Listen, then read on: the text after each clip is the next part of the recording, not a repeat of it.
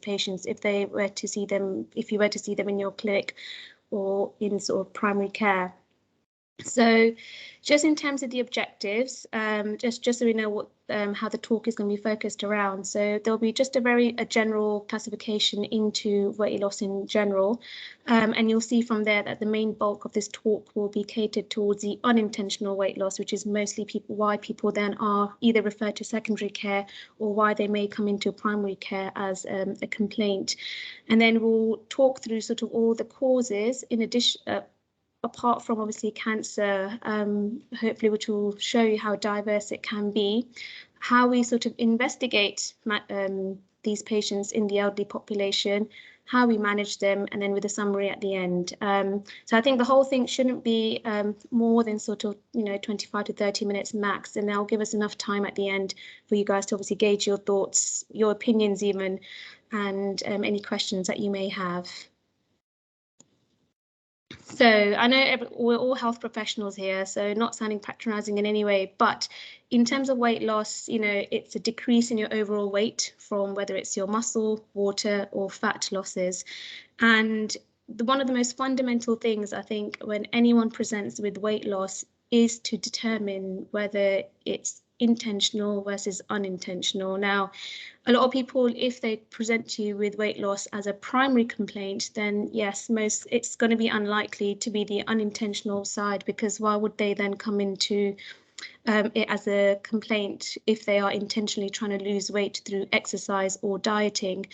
But from me working throughout the Northwest London hospitals, I've noticed, particularly in the more affluent settings in a society where those who are above the age of 65, who are otherwise physically quite fit and able, will still have where body image is quite important to them, or it might be that their GPs might have asked them to purposefully to try to lose weight because, for example, if they have diabetes, then obviously that can help, and so they will intentionally try to lose weight. And if someone came in with a presenting complaint that wasn't weight loss to begin with, and then you ask them whether they do have weight loss and they say yes, I think it's quite crucial at that point that you do rule that out, because then it will make your sort of thought processes and sort of the branch you take a lot easier down the line. And the last thing you want to do is find out towards the midway point or towards the end that, oh yeah, I have been actually trying to lose weight and I have intentionally been obviously not eating as much,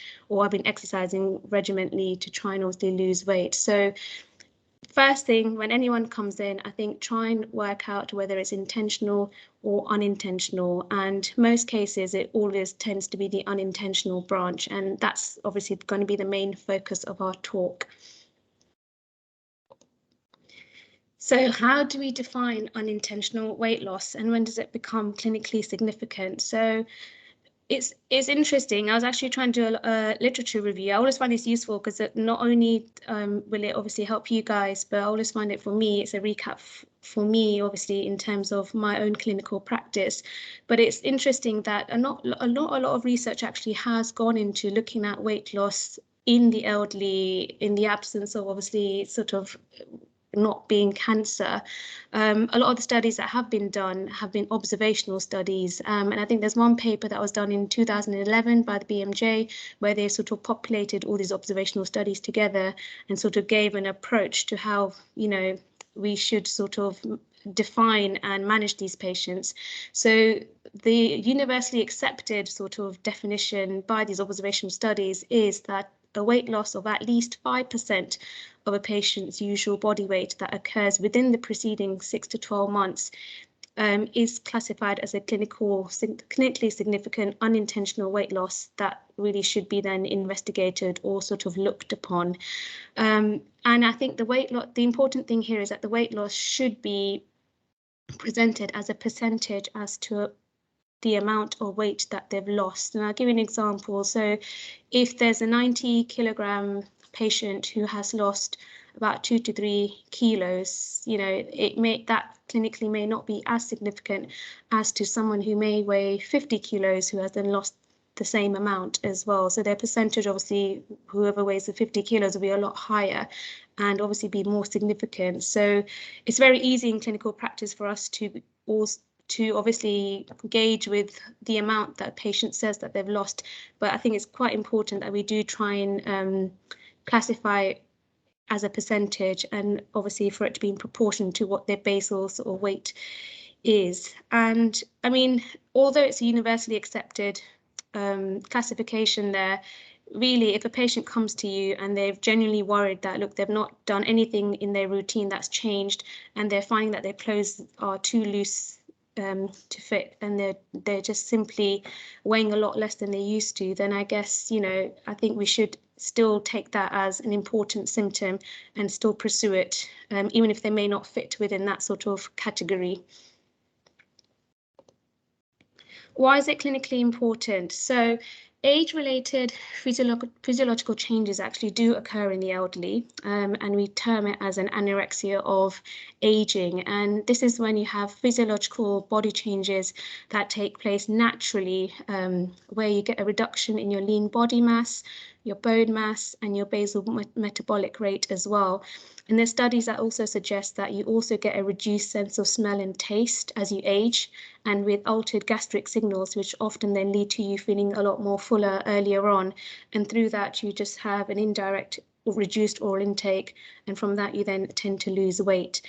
But the studies have shown that these age-related weight loss to be only 0.1 to 0.2 kilos a year. So it's actually not that much at all. So even if these age-related changes were taking place naturally as a person was aging, they should be able to maintain their weight for, you know, as long as 5 to 10 years at least. So this is really just to highlight that, you know, if someone comes in with a substantial weight loss, that it should not be dismissed as a natural age-related change, and it really should be investigated, or at least thought upon to what the cause might be.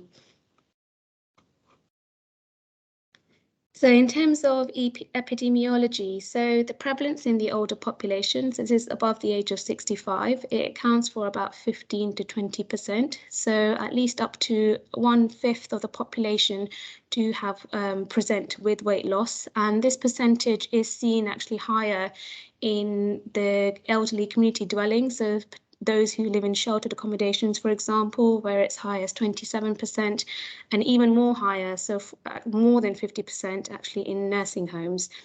And why is this prevalence important? Well, weight loss, if untreated, is associated with mortality. It can increase the risk of in-hospital and disease-related complications as well. And it can also increase the rate of hip bone loss, in particular, increasing your risk of hip fractures. But I wouldn't be surprised if that's also the case with sort of not just hip, but confined to other sort of limb or any sort of bone area. I guess you do get that bone loss in general. And then there's adverse outcomes associated with an increased risk of infection, poor wound healing, and pressure sores. And more so, it's associated with a poorer quality of life. Hence the importance that if someone does come in with it, it's important to try and investigate and at least formulate some sort of management plan for these patients so they don't lose weight any further. Causes. So this is where I think the main bulk is. So causes, it can be very overwhelming, and I think many people will think that where do I actually start in looking at what weight loss is, and other than obviously investigating for cancer. The BMJ article that I mentioned has adopted an approach by separating it into these sort of 4 categories, which I'll go through today in a bit more detail with each one. But the main division that they've put in place is one being organic. So this is any sort of disease process that may be contributing to the weight loss. So this does include cancer being in there, but also the non-malignant medical causes, which I'll go through in a separate slide, and also side effects from drugs as well. So that comes up all into the organic sort of section. You then have your psychiatric causes as well. So this is where you have your patients who have cognitive impairment, from whether it's mild to having dementia. And depression is one of the main ones that's also seen in observational studies where it's been associated with weight loss as well, again, which we'll go through in detail. And then you also have socio-economic factors. that also play a contributing factor. And as much as we all like to try and obviously diagnose or give a reason to patients, the honest reality is that sometimes we actually don't know what the cause is, and there is a proportion of patients where you may do everything and at the end of it you actually just do not find a cause, and so the unknown is actually part of the subsection there as well. So organic. So I think the reason why cancer always plays in the top end, or there's obviously an association with weight loss, is because it does count towards, and this is all based through the observational studies, ranging from 16 to 36%. And through that, gastrointestinal malignancies equate for at least 50% of those with weight loss. And then you have the other cancers, which often include the lung, prostate, lymphoma, ovarian, or bladder, which quite commonly is associated with weight loss as well. But in saying that, you then have your non-malignant organic causes. So now if you look through there in the slide, I mean, the percentages may not seem as much, but they are still there and present and should always be considered. And we know that with our elderly population, most patients will have quite a long list of comorbidities where they may have one, if not or more, of the systemic sort of illnesses. So gastrointestinal disorders, so this is non-cancer, does equate to a big chunk of it, being between 11 to 19%.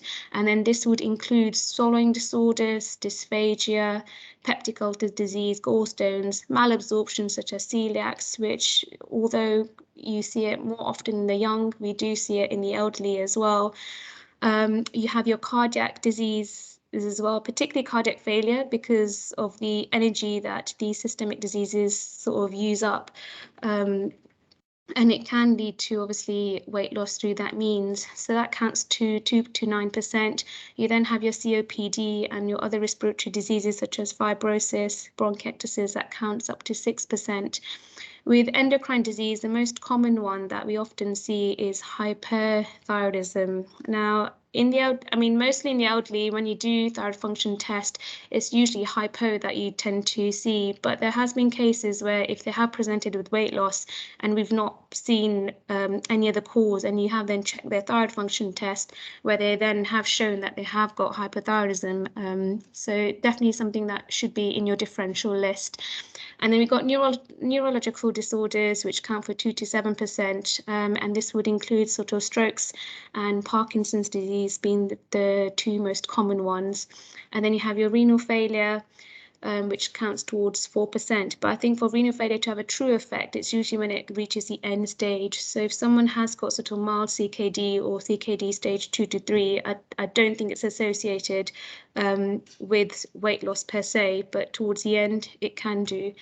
And then you have your rheumatological sort of diseases where you have your connective tissue and autoimmune, that counts for a 2 to 4%. And then at the end, I've mentioned chronic or recurrent infections as well. Again, that can take up a lot of energy expenditure in one's body and can cause weight loss. So these are all the sort of non-malignant systemic disorders that we should consider in our sort of differential list. The most important one there, which I think not many people may look upon, is actually oral and dental problems. And I think sometimes even geriatricians may not look at it as much, but we should do, because I think it's quite underreported to, as we age, just how poor our oral hygiene can become, whether it's through just sort of self-neglect or just because it's not just I guess not many people go to the dentist as we sort of get older, because it's not mandatory or a necessity. But poor dentition has been associated with weight loss, and dry mouth from side effects of drugs is another important as well. But we'll go. There's another slide for the drugs bit. So drugs, when I look at this list, I don't expect anyone to be able to remember these drugs or in any form or fashion, but I think the main reason why I put this slide up is just to highlight that if you actually look at the drugs itself, they are some of the most common drugs that we prescribe to our elderly population because of the systemic diseases that they may have. But although that one drug in itself may not contribute towards weight loss, with polypharmacy in place, where you have an elderly patient that's on about 10 to 20 different drugs, then as a cumulative factor, it actually can. And to be honest, I didn't know. When I look into BNF and I do look at these drugs, and I think, okay, yeah, I didn't actually think that these particular ones can actually cause these as side effects, and we often don't think of it as being the case, or we just overlook it. But there are the common ones that we should look at are the ones which cause anorexia, the ones that can cause nausea and vomiting, altering your taste or smell, and dry mouth as well. So this slide is pretty much there just for us to be aware that drugs can also be a culprit, especially when they're on a lot of medications all at the same time. Psychiatric causes then become our next main sort of subsection. So the observational studies did not actually separate the dementia and the depression, but together they equate to about 10 to 20% of causes of unexplained weight loss. And this is even higher in nursing home residents, which is not often a surprise, because I think that the ones who do end up going into nursing homes quite often will have dementia as one of the main diagnoses, to why obviously their self sort of needs have been lost and why they need the extra care that they do. And this can obviously lead to malnutrition as well. So why would dementia cause weight loss? Well, memory impairment tends to be the most important factor, so they often may just become forgetful. A lot of certain types of dementias can cause patients to become quite suspicious and have paranoia towards food as well. And so for that reason, they may not just want to eat. As the dementia sort of advances, they do lose their self-feeding skills, and they're unable to cook for themselves. And that obviously can have an indirect effect into their oral intake, and they can lose weight that way. And then towards the advanced stages, they do develop swallowing impairments where they have dysphagia and they're just not able to swallow as well. In some cases, we see that their simple desire to eat is just simply lost, and that might be due to the anorexia of aging that I mentioned at the beginning, which obviously has a steady phase, but in dementia, some of these physiological changes can really come in and take off. And so some of the altered gastric signals that I mentioned can really be lost in these patients, which is why their simple desire to eat sort of fades. And then you also have those dementia patients where mentally they may be impaired, but physically they're really, really good, and they will just walk up and down. We see it often in secondary care. They cannot sit still, and you will probably underestimate just how much energy these patients may expel, and not necessarily eat the same amount that they should to sort of maintain it, and you can lose weight that way as well. So dementia is one of the top sort of non-cancer causes that we should always think about in the elderly population if they have it as a diagnosis. And depression is the second one. A lot of our patients who have dementia who are institutionalized in any formal way, the rate of dementia is a lot higher, and I think we probably underdiagnose it as well. But with depression, you do get an association with a loss of appetite, simply is how it affects them. Obviously, it causes them to have a reduced motivation or drive to prepare or sort of buy any food as well. And it's definitely more commonly associated with weight loss in the elderly population compared to the younger cohort. And as mentioned before, that a higher prevalence of it is seen in those who are institutionalized, so that i.e. those who are in nursing homes. So it's very important that depression should be, again, part of our differential sort of list as well. And then other psychiatric disorders also play a part. The papers didn't really mention specific ones, but if, I think even if they have bipolar, for example, where depression is a part of the disease process, then obviously that can be the case, or psychosis. I think all should be considered as well.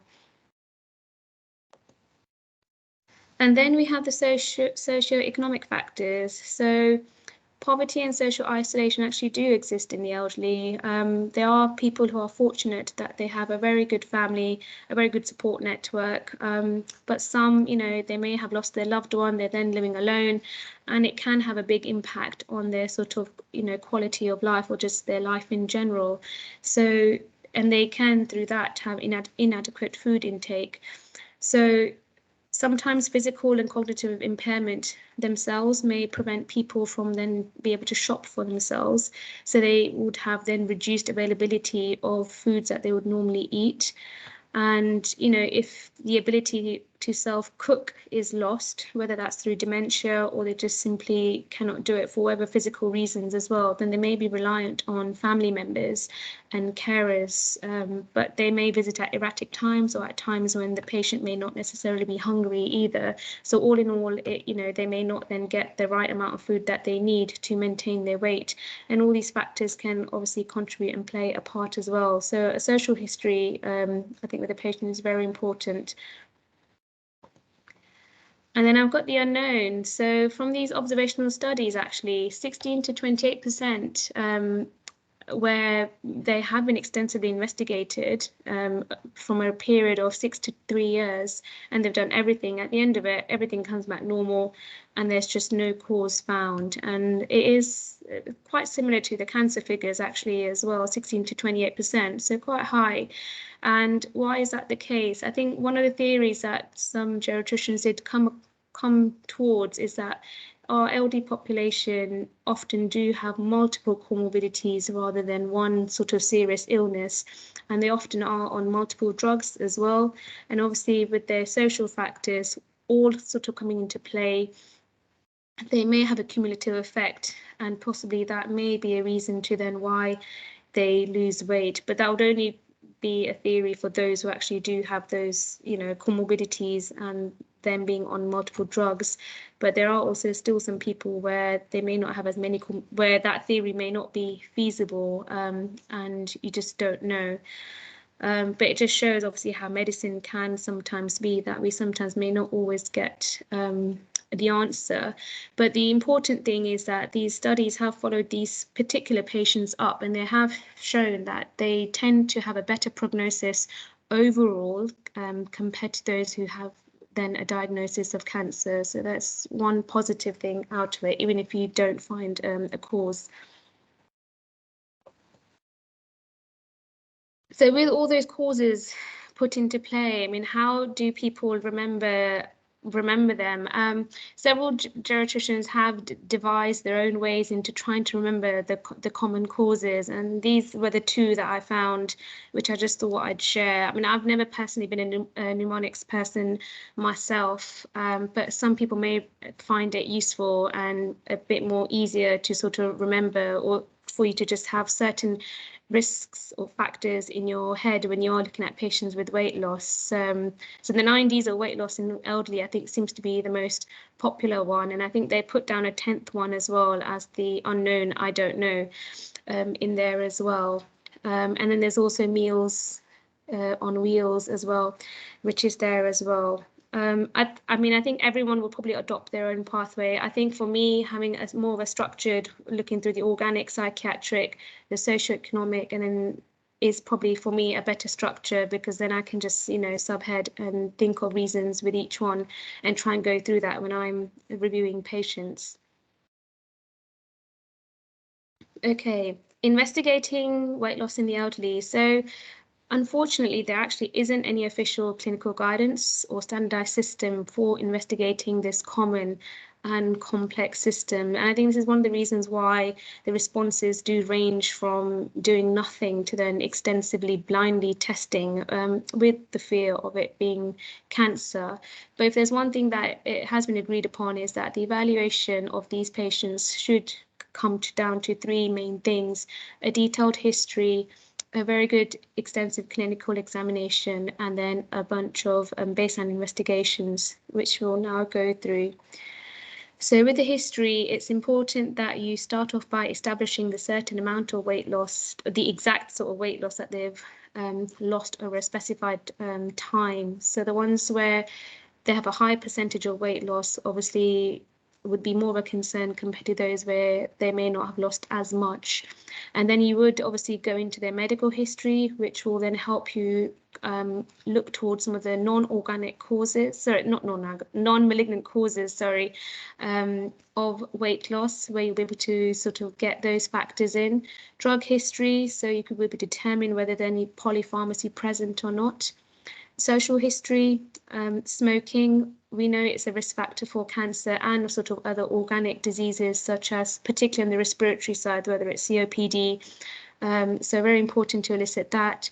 Alcohol intake, I think people will undermine to just how much alcohol actually the elderly population, they do drink. And often that can lead to malnutrition and vitamin deficiencies as well. So very important to gauge that. And then obviously their social circumstances, so you can explore their socio-economic sort of factors that come into play as well. And then the best way with weight loss is to determine in terms of which pathway you take, or that can help direct further investigations, is really then doing a little systems review, because you want to try and see if you can associate other symptoms with the weight loss as well. And quite often there is, which makes it a bit easier because then you can direct it towards certain investigations. But there are some cases where, you know, the answers will be no for all of them, and then you're simply just left with just weight loss on its own. And then where do you go from there? But it's important, yeah, that you do obviously look into their neurological symptoms, their cardiovascular systems, their respiratory, gastrointestinal, and obviously their genitourinary as well. But the most fundamental for elderly care patients is that we should always screen them all for cognitive impairment and depression using the standardized tools that we currently have. So that is one thing that I would definitely recommend. And then we come on to sort of the physical examinations. Again, this will give you guidance to if, you know, to which way to sort of hold your investigations further. But you'd be looking at their mouth, what obviously the oral dental problems that they might have, poor oral hygiene, dry mouth. And I've mentioned thrush in there because in secondary care, we do see thrush quite a lot in patients, and thrush can cause pain in the mouth, and so it's important, and that could be a contributing factor to someone then not eat as much, and that leading to weight loss. So I always look out for it when I'm reviewing anyone with weight loss, because they just, a lot of patients don't report it as it being a problem at all. The neck for any sort of masses, the heart for obviously any sort of signs of cardiac failures. You've got your respiratory, looking for signs of obviously the non-malignant causes here, so looking at COPD or any other respiratory diseases. Gastrointestinal, particularly in the abdomen, you're looking for organomegaly, and I've put in PR exam, but only if symptoms indicate. So if they do describe any sort of symptoms with their bowel habits or there's blood, then I would do a PR exam. But if they denied any symptoms like that, then I'm not fully convinced that it would be justified then to do an isolated PR exam just for that. Genitourinary, prostate enlargement, particularly in males. So again, if symptoms indicate, then again, you do a PR exam to see if you can feel an enlarged prostate. The breast is very important. I think we don't tend to examine breasts as often as we should do. But again, patients don't examine breast themselves necessarily, and we should always do it, I guess, again, to just exclude breast disease. And then at the end, lymphadenopathy as well, which can be a cause for hematological and lymphoma. So what baseline investigations do we do for these patients when they come in? So this is what the paper sort of advocated, because the observational studies found that when there were abnormalities within these blood results is when they managed to get a positive sort of finding, whether that's on a CT scan or any sort of further imaging that led them on to then diagnose a particular cause. So you got your FBCs, and I'll always include hematinics in it as well, because I think with weight loss, there's a big association with nutritional deficiencies. So it's quite important that we do include that in, because if you do see that they are deficient at an early stage, then at least you can treat it as well. So you're mostly looking for anemia and nutritional deficiencies there. Using these may help point towards an organic cause, particularly on the renal side. And if you are considering to investigate going down an imaging route, then obviously using these are quite important because you want to know whether the patient can have contrast or not. LFTs are quite important because, yes, it can obviously point towards a malignancy or metastases as well. And I think ALP in particular is quite useful because it's usually been seen raised in liver and bone disease. And then we've got the calcium, corrected calcium levels that we often tend to do as routine as well, again, looking for malignancy, but also endocrine causes as well.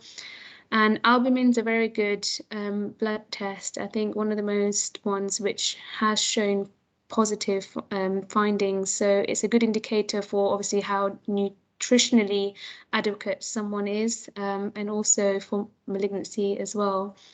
PFTs, as mentioned, because hyperthyroidism is quite a common cause of weight loss, so definitely need to ensure that that is ruled out.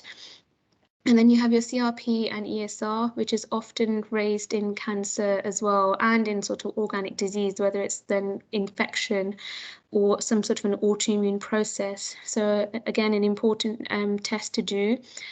Glucose has been mentioned. Again, it's a simple, I guess, a pinprick test that you can do, but some studies have mentioned that uncontrolled diabetes has come into play and obviously can be a contributing factor to weight loss. So glucose check is always useful. And then you have your LDH, which again is associated with some of the hematological causes of cancer. Tumor markers, I mean, I guess some of you guys can tell me what you feel. I mean, I always thought they shouldn't really be included in the baseline investigations, because I think the purpose of it is not to be used then, but I know that PSA and CA125 are two that have been recommended because a lot of them are silent sort of diseases. So the only two tumor markers I would add to my sort of list would be the PSA and the CA125, but I think the other ones, I never do them. I don't think I've ever got a positive result whenever I have done them. I think the main aim for those are to assess response to treatment or for reoccurrences, when I think the tumor markers are useful, but not necessarily at the sort of baseline investigation test. Urinalysis usually is included in all studies as a baseline test, but I think the observational studies have not really commented, any of them actually, on its diagnostic benefit, so it remains quite unclear. So whether you do them or not, I think remains quite subjective. A chest X-ray is a very good baseline test to do because it can often sort of rule out a big chunk of malignancy or any sort of respiratory disease within the sort of the chest area, and also it can look at the heart as well. So if there's any evidence of potential cardiac failure, it can sometimes be seen. And an important one that I think should be included is the fecal occult blood. So given that a third of patients with weight loss have an underlying gastrointestinal disorder, whether that's malignant or non-malignant, I think it's quite a useful non-invasive test, because if it is positive, then it would prompt you obviously to go towards an OGD and a colonoscopy route as opposed to any other. So those are sort of the starting test that I would prompt in someone obviously who does present to you with weight loss in the first instance. Now, this is where I guess it becomes a bit a debate. I don't know, a bit of a debate. I guess you guys can tell me what you think as well at the end. But should further imaging be done if everything comes back to be normal? I think it should be considered because of the risk of malignancy in patients with unintentional weight loss. We've seen the percentage as well, but I think it has to be weighed in with your sort of clinical judgment on the assessment that you've done. And it also has to, I think, be a shared decision making with the patient as well, because obviously imaging in itself can have risks, including radiation and sort of the incidental findings that you may then come across. And I think the patient definitely would have to be prepared for that.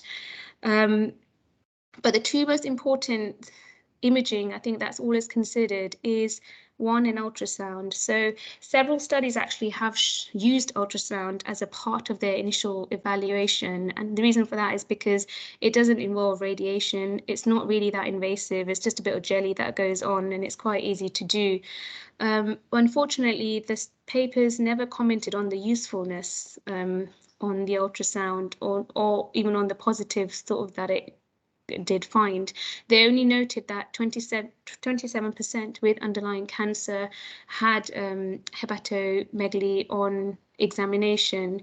And you can argue that if you found hepatomegaly on examination when you did your physical examination part, then you would have prompted towards an imaging of some sort anyway. So whether then you should image when they have no sort of physical signs or all their blood tests are normal can remain a bit questionable. And you also have to remember that when you do an ultrasound, you are limiting the imaging to really just the specific organs, being the liver, spleen, pancreas, kidneys, and the pelvis.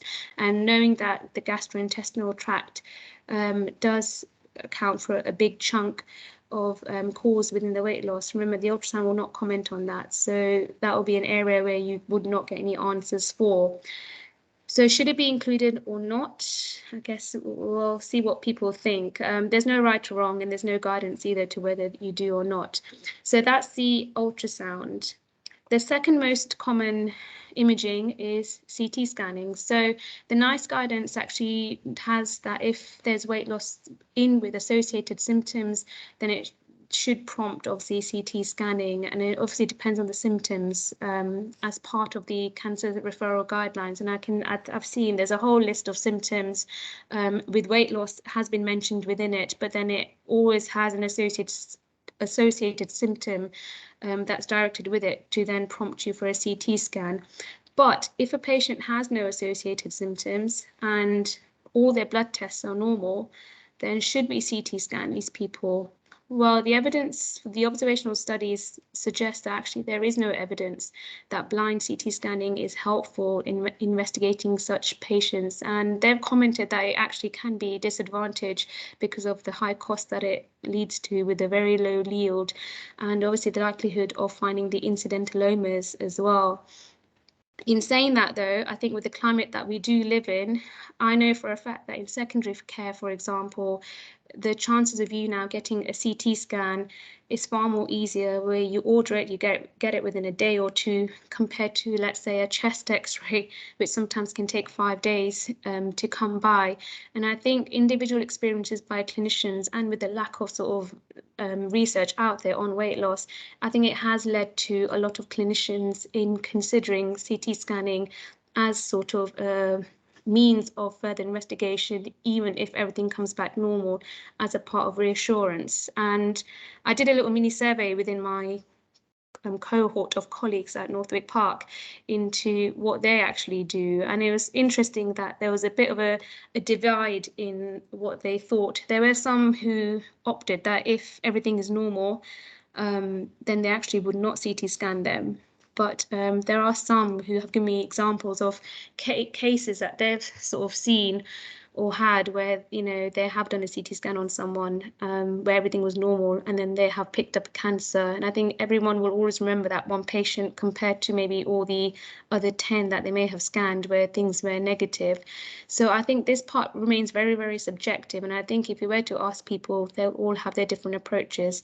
But I think the main thing is that you do involve the patient as well. I mean, some people may not even be able to have the CT scan. You need to be aware if they have kidney disease in which they cannot then have contrast, then obviously then CT scan would not be an ideal thing for them to have. And whether you then do a non-contrast CT or not, I think I would not recommend it at all, because unless they have a massive cancer, you will not pick up the sort of small cancers with a non-contrast CT. And if they've truly had a big cancer, you would find something positive on the blood test or on a physical examination. So I would only I guess, yeah, you'd only do a CT scan if the patient also wants it to help answer questions, but with the acceptance that they might find incidental findings, which they then will have to accept as well in knowing, and obviously if it was to reassure yourself as well. So what do we do if everything then comes back normal? So let's say you've done your bloods, you've examined them, you haven't done a CT scan, and everything has come back normal. Then what do you do? Well, these studies have suggested that at this stage, a further investigation is not warranted immediately, and that we should then have a 3 months of a watchful waiting, and that's advisable.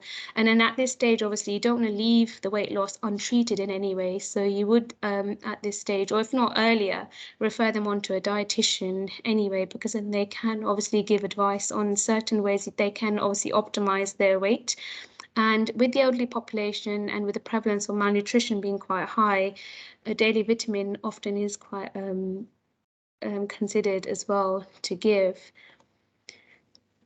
In terms of management, so the primary principle is hoping that we do find the cause, and so it is to identify and treat the underlying cause. So whether that applies to certain things. If it's a systemic non-malignant cause, obviously you'll try and treat it or optimize it to the best of your abilities. If it's a psychiatric cause, dementia, we know we cannot treat it. All we can do is support. But certain things like depression, obviously you can. So obviously you'd then get a psychiatric team involved with that.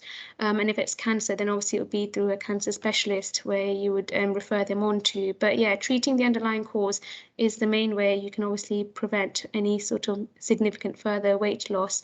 But the optimal management of this often does require a multidisciplinary approach. So it's not just doctors themselves, but it would be also involving the dentist, the dietitians, the speech and language therapist, the physiotherapist and the OT, and then you also have social services as well. And one other thing we always tend to recommend is, yeah, at this stage, to review the drugs, because if nothing has come to light from all your investigations, then see if you can eliminate some of those drugs which can cause indirect effects of weight loss, if you're able to, because some of those drugs may be important to them, and there's no alternatives present either.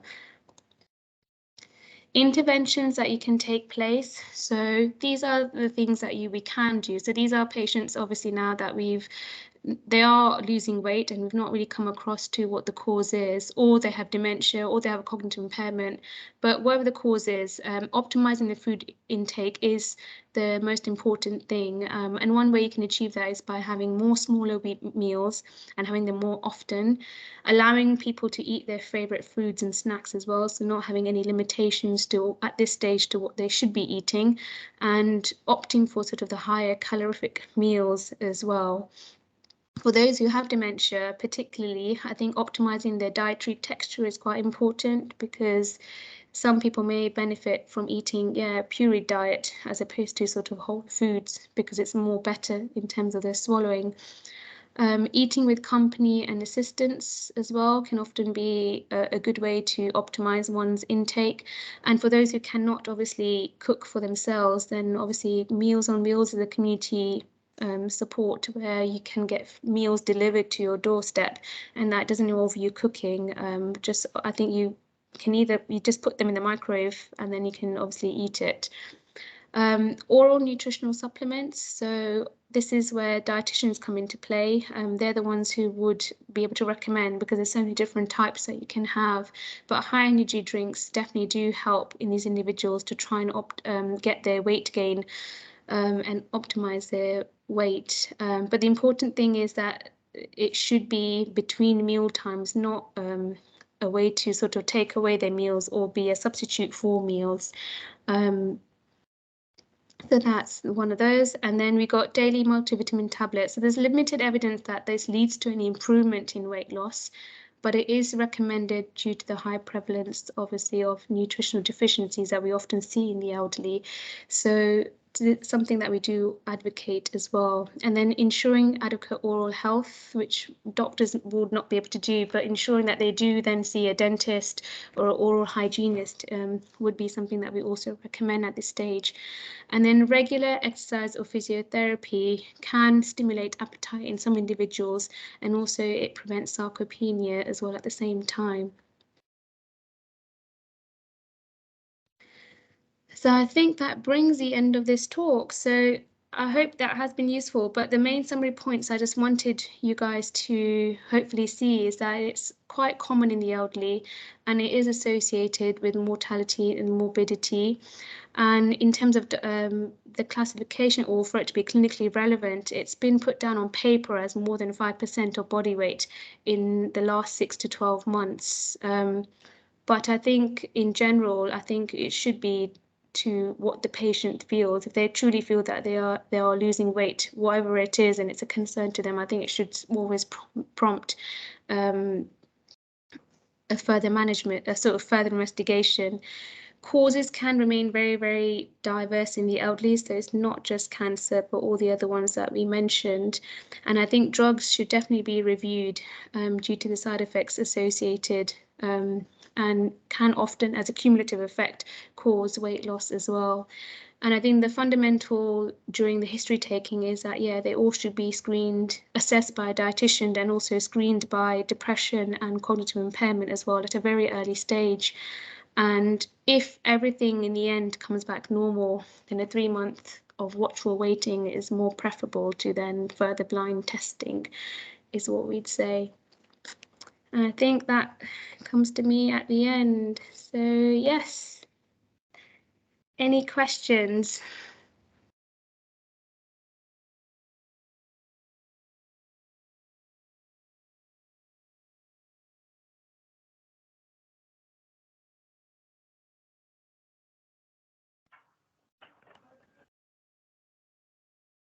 Any questions from anybody? What do you guys do? I mean, when you see patients with weight loss, then how do you adopt it in a similar fashion that's been presented, or do you have a different approach?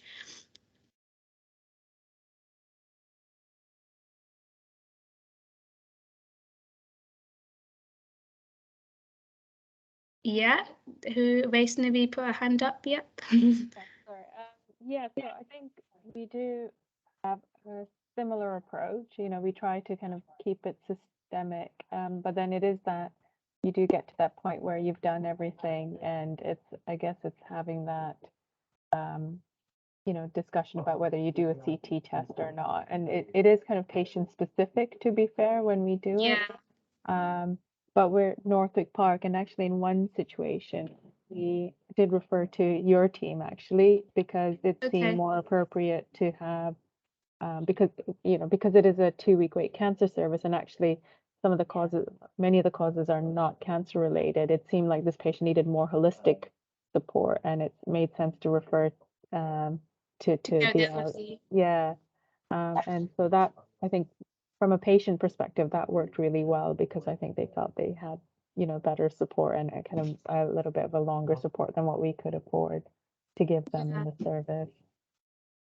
Okay. I think there's a question from Baldit. Yeah. Just listening to the presentation, something that kind of sprung to mind is when we haven't got a definitive answer.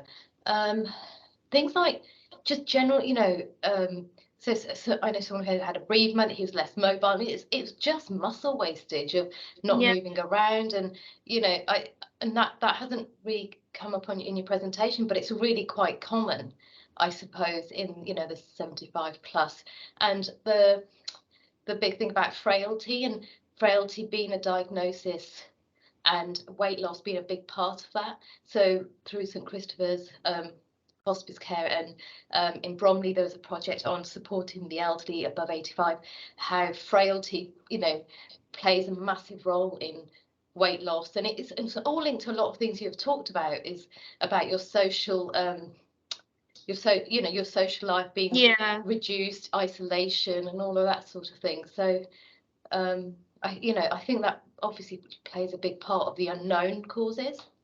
Yeah, no, you're definitely right. I think, I mean, frailty has obviously emerged in the last sort of, you know, 5 to 10 years, and I guess a lot of it's a shame that there's not been many observational studies done sort of prior in the last 2 to 3 years, but where obviously acknowledging that frailty does play an important part with these unknown causes now. And I guess back then, these statistics were done about 5 years ago. So now with frailty emerging and us having a better understanding of it, we can definitely attribute it as one, you know, for a contributing factor for some of that percentage of the unknown that where we just don't know. But you're definitely right. I think frailty definitely is a factor also when everything comes back normal, to sort of put it down to that.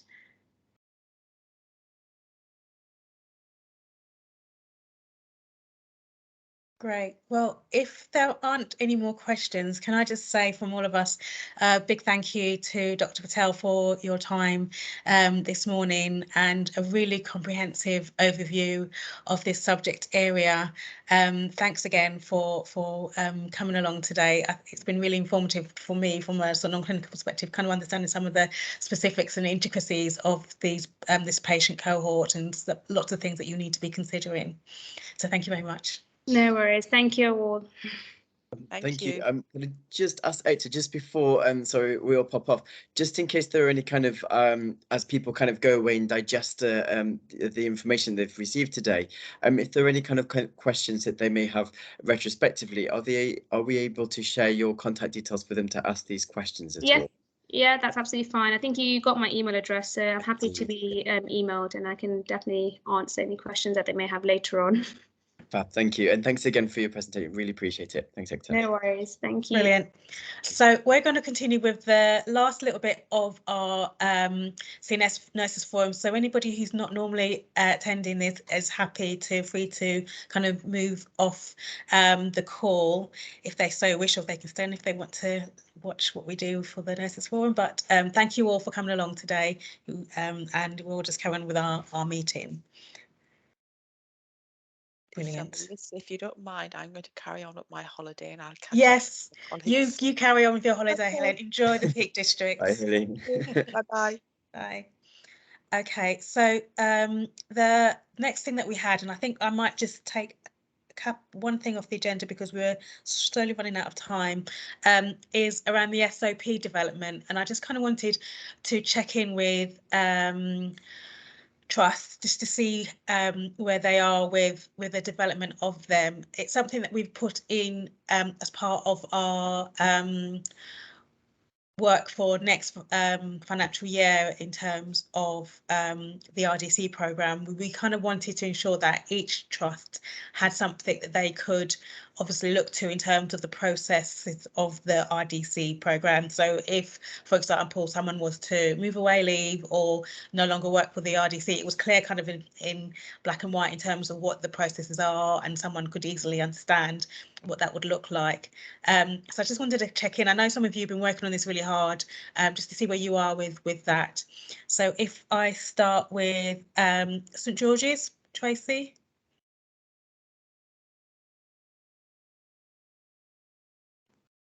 Sorry, just go back on again.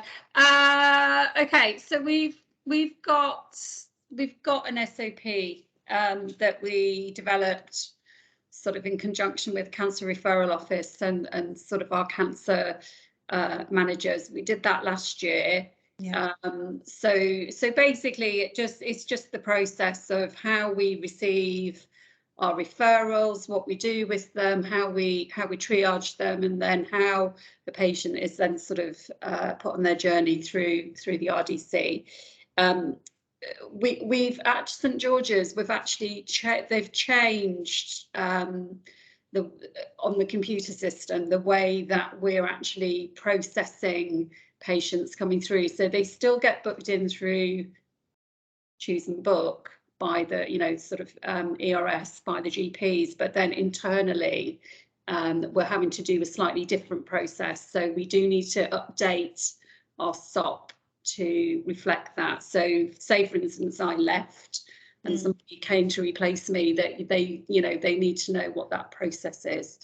What else are we doing? We're looking at our job plans. So we've changed our clinic templates a little bit. So we were doing lots of telephone appointments, and we need to switch it around to start seeing people more face to face now. Okay. So we're in the process. Excuse me. We're in the process of getting those clinic templates up and running. That should be ready by April, so not long, within the next couple of weeks. So yeah, lots of sort of development, you know, with the clinics really going on at the minute. Nate, you just put your hand up. Was that a question to Tracy? It is a question to Tracy. Yeah. Sorry. Thanks. I thought it was quite interesting that you're kind of moving towards more kind of face-to-face rather than virtual. And I just wondered if there was any particular kind of feedback as to why that might be. And the reason why I ask it, when we think about learnings from COVID, we often say, oh, you know, virtual's the way to go. It saves us so much time. And actually, hearing that you're kind of encouraging more kind of face-to-face, I just wonder what the kind of what was the reason for that, I guess. So what we found at St George's is that, you know, we triage the patients within 24 hours of receiving the referral, or sort of like next working day. And obviously we try to see them within the first 7 days, but we've actually, you know, found that there's added in delay. So by having a first telephone call where we do a big assessment, then the doctors want to see them within like the next few days. So the patients are actually having a duplication of assessment. So we just thought by bringing them in initially face-to-face with Alice or I, we can take a history, we can then do all their observations, we can then do their weight and their urinalysis, we can send them for whatever bloods they need, get everything done on that day. So within the first week of them being referred to us, they'll have had quite a few investigations done, because I think the problem is, what I think, my own opinion, you might disagree, having a telephone conversation with somebody is fine, it's convenient for some people, but the majority of patients want face-to-face appointments, and it gives them more ownership of whatever is going on with them. And I think you get more patient engagement if they're face-to-face from the get-go. That's something that we've struggled with at St George's, is you know, we might say to somebody, okay, done all of this assessment with you on the phone, I now need you to go and do some blood tests. Now, they might not do any blood tests for a week, but if they're here in clinic, I can send them to the blood room, they can have them done within, you know, half an hour or whatever the wait is, or I can send them for a chest x-ray if they've not had one. Or do you see what I mean? So it's about. No, I definitely do, and this is really fantastic to hear, if I'm honest, Tracy, that we've got this kind of learning and that kind of understanding. And thank you so much for sharing that. I think that's really important.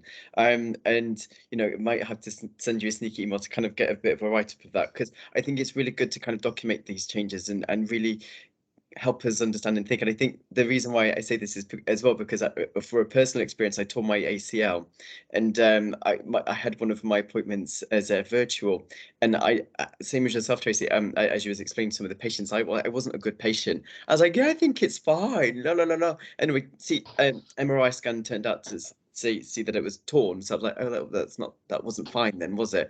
But you know, if it was based on me, I'd be like, yeah, it's fine, I've been walking for the rest of my life on a torn ACL, you know. So it's I agree is what I'm trying to say. So thank you. Thanks, Nick. Bridget, you've got a question? So when I sat with Tracy and we saw that patient, that we saw that one assessment that you possibly couldn't do on the phone, you did what with the patient in front of you. It's that, you know, a picture gives you 1,000 words, and over the phone you just don't get it. And I'm just from my own clinical background as well, from my previous job, that just walking into somebody's front room, because it was in the community where I was, you picked up so much that the patient, it didn't even occur to patients to tell you. And or some things you can instantly, as an experienced clinician, pick up that the patient just thinks, oh, this is just normal, when I actually know that's something, that's probably the key, if you like, to get in this. And based on what I've seen at St George's and GSTT RDC, our SOP will start off with an initial face-to-face, just to try and eliminate and reduce actually the first stage of the pathway, I guess, and to see if we can bring it down. Yeah, because you sometimes think, well, do it virtually, it's quicker, you think you're saving time, but if you're duplicating and it's not a great for patient to have to be repeating themselves. I know from a patient perspective, that's the one thing that you really don't like to do. Kind of, you've told your information already to somebody, why am I doing it again if they're not listening to me the first time, sort of thing. Sarah, you're on mute. Apologies. I would echo the face-to-face, and having just arrived from general practice, I'm the new GP RDC doctor at Imperial. So much general practice is now done remotely. There is a chance that patients having been referred into the RDC have not been seen face-to-face. That there is that possibility, and I think there is a you miss stuff, and there's all the body language cues, you know, the limp that they may not have mentioned, you know, that then guides you to the cause being in their leg, rather than doing a chest, abdomen, pelvis CT. You know, it really, I really go with the face-to-face, and certainly with the setting up at the clinic at Imperial, I'm asking for a, you know, first appointment face-to-face, and it might be that it's done in a staged way. Yeah, but yes, just wanted to say yes, face-to-face. I go with that, Tracy. Right. Yeah, so I can just give you a quick example. So we had a lady that was referred to us by GP following, I think she'd had an MRI scan done because she had back pain, and the MRI had showed some possible spinal metastasis deposits. And so rather than ringing her, we had a slot available for one of our doctors, actually, rather than one of us, but we slipped her in to see one of the doctors. So within 24 hours of receiving the referral, she had an appointment to see the doctor. And the doctor actually examined her and actually has found a breast, you know, what looks like a possible breast primary.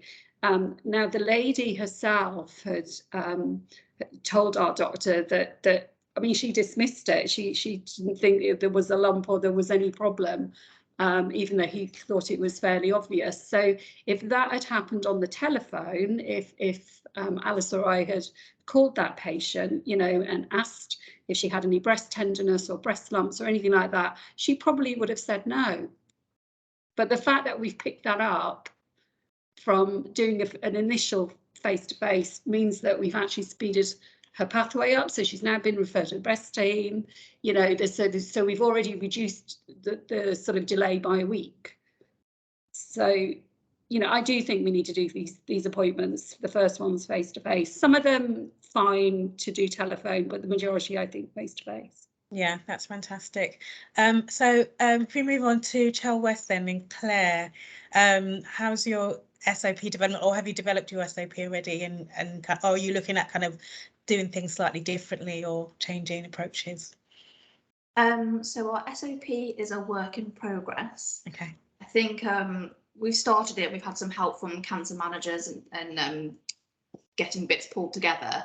I think, as you know, we've been without a clinic coordinator for quite a while now, so that's like we've had to absorb a lot of that work. So it's taken us away from probably getting on with it as quickly as we could have done. Yeah. But it's definitely on our radar, and also at Westmid, our spin GP has just started as well last week. So we're going to change. So I think that'll free up. Well, first of all, it'll give us more capacity to see more patients, and she needs to be doing some project work as well. So I think she might be able to help us a bit with developing the SOP. And yeah, but I think in terms of like how we're running the clinic, it's there's not been any significant changes.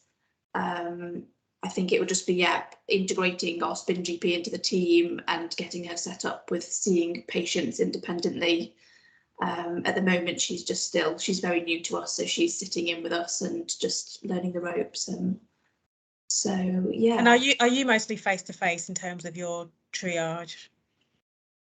Yeah, so we triage through ERS, and then all of our first appointments are face-to-face. Yeah, every single one.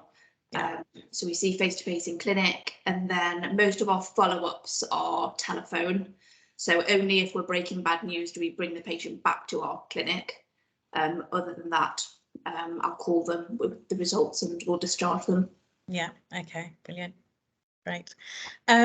Alex, I know you're not quite open yet, but I know you've been doing a lot of work on developing your SOP in anticipation of being live. How's that going? Yeah, so I've had the luxury of lots of time to write the SOP, which is written, but I can't wait for Dr Davidson and Dr Patel to actually start, and then we can have a group meeting and decide whether we're happy with it or not. Of course, it's a continuous work in progress, and I keep adding little bits to it as we go along, you know, what might be helpful to people if I were not here, etc. And just to I feel like I don't, I'm not allowed to, or don't have the privilege to comment, but we're also going to go face to face for our straight away, just because my experience in lung, you know, lung cancer, telephone triage, a focus history, straight to CT, lung cancer excluded, job done. But these are so much more complex patients that we're seeing. So I just kind of feel reassured by everyone's comments that we're going for the right strategy, and thank you to everyone. Brilliant, that's great. Well, I think we'll go into AOB then, because I'm looking at the time and I've literally got a meeting in 4 minutes. I'm sure everyone else is quite busy today too. So is there any other business before we finish the meeting this afternoon, Sarah?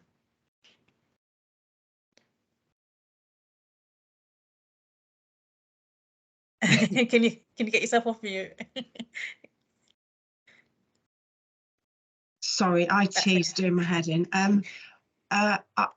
There's the comments in the chat. I think it really would help to share SOPs or pathways, or I really think there's a great opportunity to learn from each other or with each other. And then there's going to be an enormous duplication of effort, but I'm not suggesting that we copy and paste each other's SOPs, but